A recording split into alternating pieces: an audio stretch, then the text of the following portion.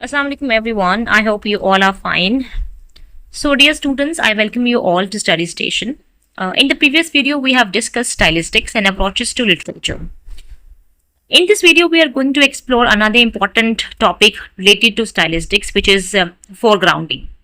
Foregrounding एक बहुत ही interesting topic है और स्टाइलिस्टिक्स के हवाले से बड़ा इंपॉर्टेंट है, क्योंकि लैंग्वेज के स्टाइल को जब हम स्टडी करेंगे तो फोरग्राउंडिंग की मदद से हम पता चलेगा कि एक लिटरेचर, एक पीस ऑफ राइटिंग का स्टाइल दूसरे पीस ऑफ राइटिंग से मुख्तलिफ है।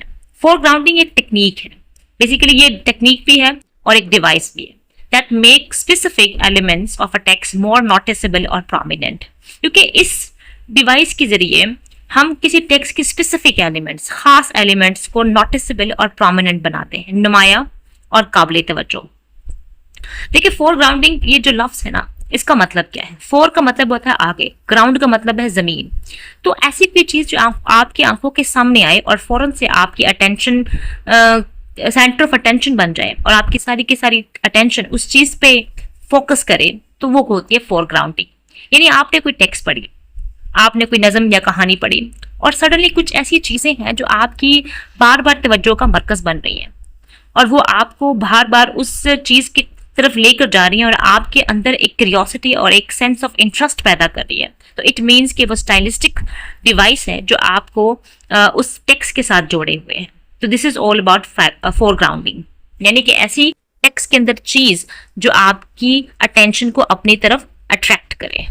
अब मजीद हम देख लेते हैं कि फोरग्राउंडिंग किस तरह से क्या होता है और ये किस तरह से काम करती है। फोरग्राउंडिंग की सबसे पहले आप समझ लें कि मकसद क्या होता है।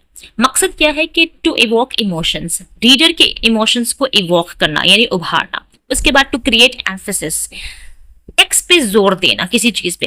राइटर कुछ बताना, समझाना और कहना चाहता है और वो टेक्निक यूज कर रहा है, कुछ डिवाइसेस यूज कर रहा है ताकि टेक्स्ट पे को एम्फसाइज किया जा सके। उसके बाद फिर चैलेंज एक्सपेक्टेशन। इंसान, एक रीडर पहले से कुछ सोच के टेक्स्ट को पढ़ रहा होता है, यानी कि हमारे पास एक प्रीवियस नॉलेज होता है, यकदम से हमें कुछ डिफरेंट मिलता है और हमारी एक्सपेक्टेशंस जो है, जो हम लगाए बैठे थे कहानी के अंदर, कोई ट्विस्ट या लैंग्वेज इस तरह की इस्तेमाल होगी कि वो एकदम से हमारी एक्सपेक्टेशंस जो है उनको वो चेंज हो जाती हैं, वो एक्सपेक्टेशंस हमारी बरकरार नहीं रहती। तो वो एक सेंस ऑफ क्यूरियोसिटी भी पैदा होती है और वो हमारे जो प्रीवियस नॉलेज होता है उसके लिए एक चैलेंज होता है और हम एक नई चीज और एक नई हैरानगी के साथ सीखते हैं।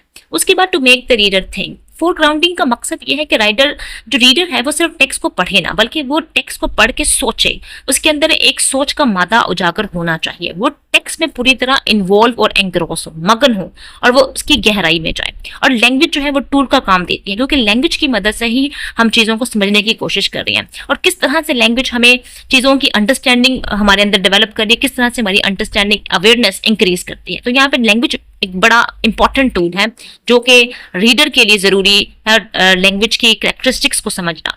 उसके बाद फोरग्राउंडिंग का मकसद होता है aesthetic quality of the text, कि टेक्स्ट की एस्थेटिक क्वालिटी यानी कि उसकी सेंसुअस क्वालिटी, उसके अंदर जो एक सेटिस्फेक्शन है, टेक्स्ट को पढ़ के इंसान ग्रेटिफिकेशन, फौरी तस्कीन उसको हासिल हो। क्योंकि रीडर जो है वो किताब पढ़ा, जाहिर है उसका शौक है और वो अगर शौक की तस्कीन चाहता है तो उसको लैंग्वेज, वो चीज़ें जो टेक्स्ट के अंदर हो, वो उसकी सेंस ऑफ ग्रेटिफिकेशन को कंप्लीट और उसको एनहेंस भी करें। अच्छा, अब डिविएशन जो है वो फोरग्राउंडिंग की सबसे पहले टाइप है। फोरग्राउंडिंग का मकसद क्या है? रीडर की अटेंशन को अपनी तरफ अट्रैक्ट करना, यानी रीडर जो है वो टेक्स्ट पे पूरा फोकस करे। तो उसके लिए फिर कुछ टेक्निक्स इस्तेमाल होती हैं, कुछ टाइप्स हैं फोरग्राउंडिंग की। किस तरह से हम रीडर को किस तरह से रीडर जो है वो टेक्स्ट पर फोकस कर सकता है। सबसे पहली जो टाइप है वो डिविएशन है। डिविएशन का उर्दू में मतलब हम समझे तो इनहराफ, यानी कि हटके, डिफरेंट, कोई सेट पैटर्न से, सेट नॉर्म से हटके कोई चीज का होना। Deviation means breaking the usual rules and using language in a strange and creative way, मतलब कि रूल्स को तोड़ते हुए जुबान को बड़े स्ट्रेंज और क्रिएटिव वे में इस्तेमाल करना। हर राइटर लैंग्वेज को अपने तरीके से इस्तेमाल करता है अपनी टेक्स्ट में, अपनी पोइम्स में, अपनी नॉवेल्स में, ड्रामास में, और वो लैंग्वेज के साथ एक्सपेरिमेंट करते हैं। वो चाहता है कि रीडर जो है वो कुछ नया सीखे, कुछ नया पढ़े, उसकी कहानी दूसरों से मुख्तलिफ होनी चाहिए। इसलिए तो लिटरेचर में बहुत ज़्यादा वैरायटी है, क्योंकि ये है ह्यूमन साइकोलॉजी को बयान करता है। अब डिविएशन में ऐसी चीज़ें आ जाती हैं जिसमें जो एक सेट पैटर्न बना हुआ है, यानी कि कुछ रूल्स हैं जो तमाम ऑथर्स के लिए लाजम मलजूम होते हैं कि वो उस तरह ही होती है, वो हमारी सोच के मुताबिक होती है, लेकिन एकदम से चीज़ें हट के बयान कर दी जाती हैं तो वो बड़ी क्रिएटिव और स्ट्रेंज लगती हैं। फॉर एग्जाम्पल, अगर वो राइटर अपने टेक्स्ट में सेंस ऑफ ह्यूमर पैदा करने के लिए या सेंस ऑफ सटायर के लिए या जस्ट माइल्ड सटायर के लिए अपनी लैंग्वेज को थोड़ा सा मज़ाहिया बनाने की कोशिश करता है, तो वो लिखता है the sun was laughing in the sky. For example, कि वो लिख देता है sun was laughing in the sky, के जो सूरज है वो आसमान पे हंस रहा है, जबकि हमारी जो एक्सपेक्टेशन है वो ये है कि सूरज जो है वो आसमान पे चमकता है। लेकिन यहाँ पे डिविएशन है, एक रूल जो है वो उससे हटकर बात की गई और वो ये कहा जा रहा है कि जो है सूरज आसमान पर हंसता है। तो जाहिर है ये जब इस तरह के फिक्रे हमारे सामने होंगे तो हमारी फौरन अटेंशन इस तरफ जाएगी और हम सोचेंगे कि ये क्या बात करते, ये क्या अतरंगी बात कर दी, ऐसा तो हो ही नहीं सकता। तो ये एक रूल से हट के बात करना, ताकि वो रीडर जो है वो फौरन से उसकी अटेंशन लैंग्वेज पे हो जाए, तो ये डिविएशन है। अच्छा, डिविएशन में कुछ और मजीद चीज़ें हो सकती हैं, यानी कुछ और चीज़ों की मदद से, कुछ और टेक्निक्स की मदद से हम डिविएशन पैदा कर सकते हैं। For example, lexical deviation. Lexical deviation मतलब वोकैबुलरी, वर्ड चॉइस, ऐसे लफ्जों का इस्तेमाल किया जाए जो न्यू और अनयूजुअल हो, यानी कि बिल्कुल डिफरेंट, पहले रीडर ने पढ़े ना हो, और वो भी कुछ लोगों को अल्फाज सीखना बहुत अच्छा लगता है, और ये हर दिन एक नया लफ्ज इंसान की कॉग्निटिव एबिलिटी में भी इजाफा करता है। तो राइटर भी कोशिश करते हैं कि वो अपनी कहानियों में कुछ न्यू वर्ड यूज करें, कुछ ऐसे वर्ड जो इस्तेमाल ना हो लेकिन वो मजे के लगते हैं। तो ये होती है लेक्सिकल डिविएशन, यानी कि वोकैबुलरी बड़ी अतरंगी सी और बड़ी डिफरेंट सी और बड़ी यूनिक से इस्तेमाल की जाए। For example, the wind fluffed. Wind fluffed, हवा सहराती है, द ट्री टॉप्स, दरख्तों की चोटियों को, विद इट्स टिकलिश फिंगर्स, अपनी अटकेली भरी उंगलियों से।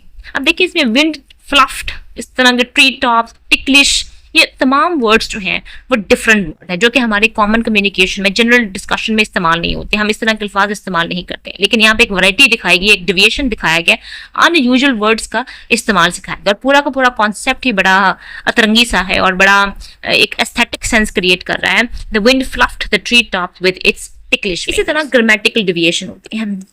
कुछ राइटर्स जो हैं वो ग्रामर की मदद से डिविएशन क्रिएट करने की कोशिश करते हैं, वो ग्रामर को डिफरेंट तरीके से पेश करने की कोशिश करते हैं। इसकी सिंपल सी मिसाल मैं देती हूँ।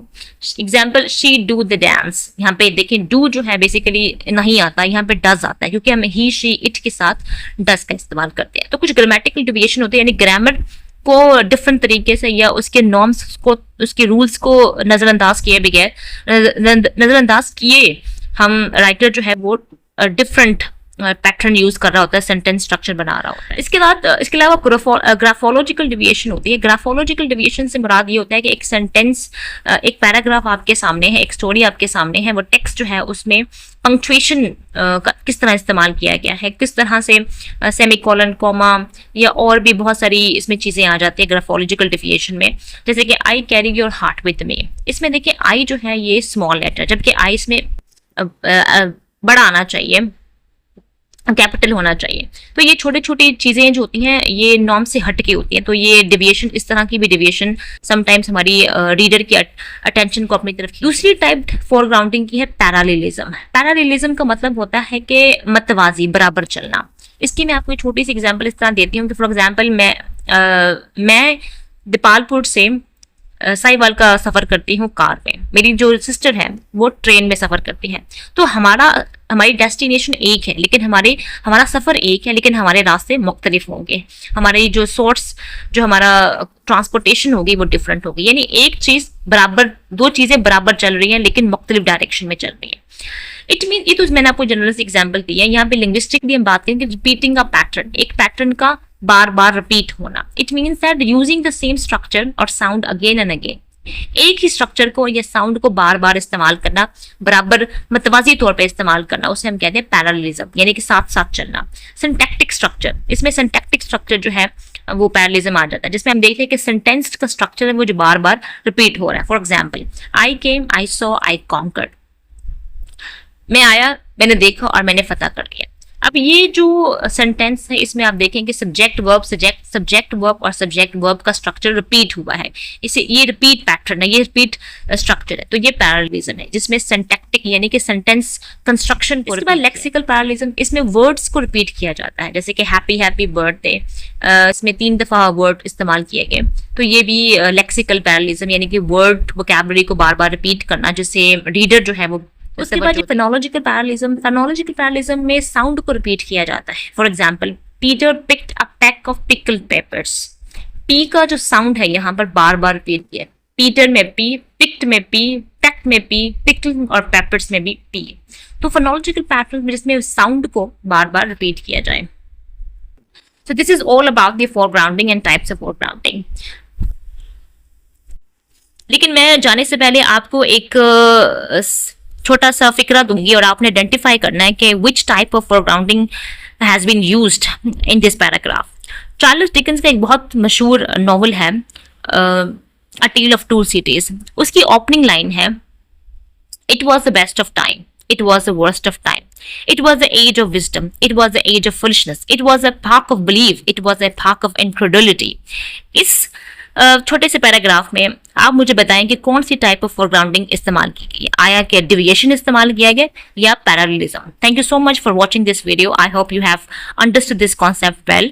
If there is any question related to this topic, you can ask me freely in the comment section below. Take a lot care of yourself. Thank you.